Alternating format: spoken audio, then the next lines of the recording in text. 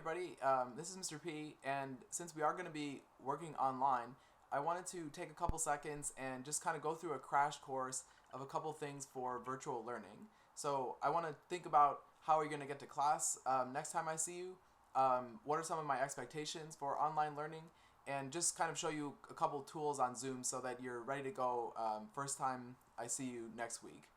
Okay, let's get started. So first, in this case, just for the first class, when I see you either Monday or Tuesday this next week, I'm going to send you a Zoom invitation via email.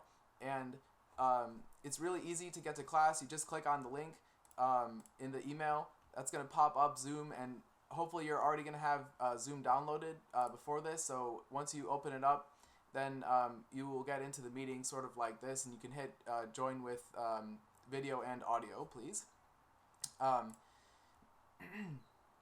So if you missed that email for some reason, or in general in the future, I'm going to post the Zoom links for class and office hours, all that stuff on Schoology. So you can see here's another link. It'll take you to the exact same place.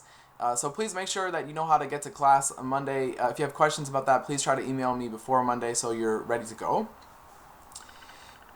Okay, so the next thing that I wanted to think about are some expectations for class. So most of these expectations are basically just the same expectations that I have for you if we were meeting in person. So first off, please be present. When you're in physics class, please don't have a video game open. Please don't be distracted by other stuff. Try to plan to be working and learning in the physics when we have class. Additionally, please make sure you come to class on time. That's the same expectation as usual. I'm also going to plan to pick sticks. Obviously, I won't be picking popsicle sticks, but I'll do it virtually. So I'll ask questions. Please make sure that you're ready to answer those questions. You know what the question is, etc. All that kind of stuff is the same as when we're working in class. And most importantly, just please make sure that you're ready to learn. So I did an online physics class, and I actually learned a whole bunch in that. And so it's absolutely possible, and we're going to do a lot of learning even if we're not meeting in person. So just please be ready to learn. Okay, the next thing that I wanted to show you was just kind of how to use the Zoom software tools. So one button you can see over here is you can mute the microphone on your audio.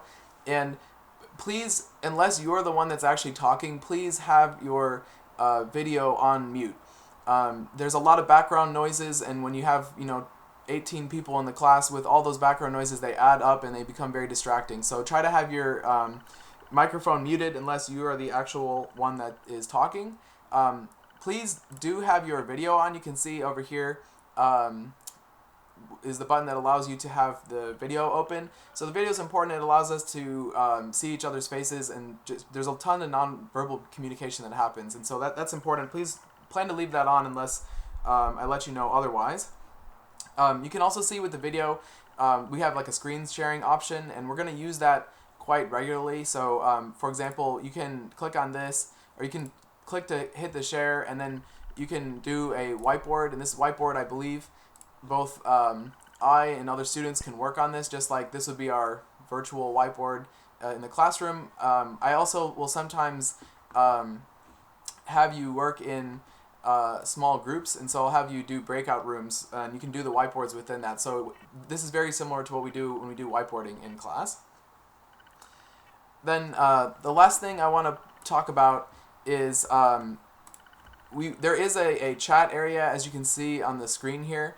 I prefer that we can have as much of the conversation through the video as possible. I think it's hard to keep track of the chat as well, and towards that end, I would like to have one student be sort of a chat monitor. So if anything important comes up in the chat and I'm distracted and I don't notice, I'm hoping that that student would kind of bring it to our attention if we're working through the video. So anyways, I know that this is different, but I do ask that you do your best and you try to be a little proactive, and I believe that we can be very successful learning online. So again, let me know if you have any questions, and talk to you later.